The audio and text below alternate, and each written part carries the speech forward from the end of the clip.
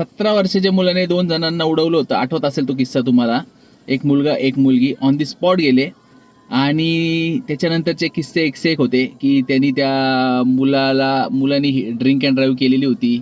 त्याचं driver change करण्यात आला. त्याच्या आजोबांनी ड्रायव्हरला सांगितलं की तू गाडी चालवत असं सांग. त्याच्यात ते खोटं निघालं. मग भाऊचं ते ब्लड सॅम्पल घेतलं तर त्याच्या आईने तिचं ब्लड सॅम्पल दिलं होतं त्या मुलाच्या ऐवजी. तिथं पण ती चोरी पकडली गेली. त्या आरोपामध्ये आईबापाला शिक्षा झाली. आईबाप जेलमध्ये गेले आणि आता 10-15 महिने 20 महिन्यांनी काहीतरी ते सुटले. अग्रवाल कुटुंब. आणि पोरगा तर लवकरच सुटून गेला होता. नाबालिक होता. त्याला निबंध लिहायला लावला होता. निबंध लिहिला आणि त्याला सोडून दिलं.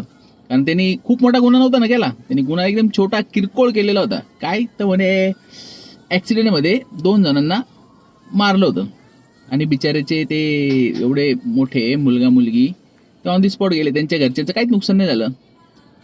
सांगायचा विषय असा आहे, आपली सिस्टीम, आपला जो कानून, आपले जे रूल्स अँड रेग्युलेशन्स आहेत ते फक्त गरिबांसाठी आहेत.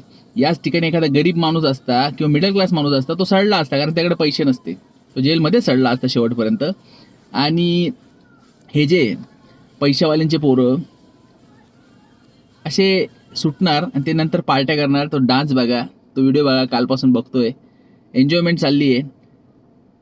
तो धर्मवीर पिक्चर बघितला होता तेव्हा वाटलं होतं की काहीतरी न्याय भेटेल, पण आज असा न्याय भेटेल वाटलं नव्हतं.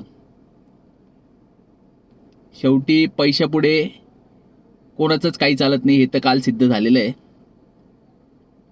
बाकी तुम्हाला काय वाटतं ना ते तुम्ही कमेंटमध्ये सांगा. आणि हा व्हिडिओ जमलं तर शेअर करा, नाही तर तुम्ही पण सोडून द्या. धन्यवाद.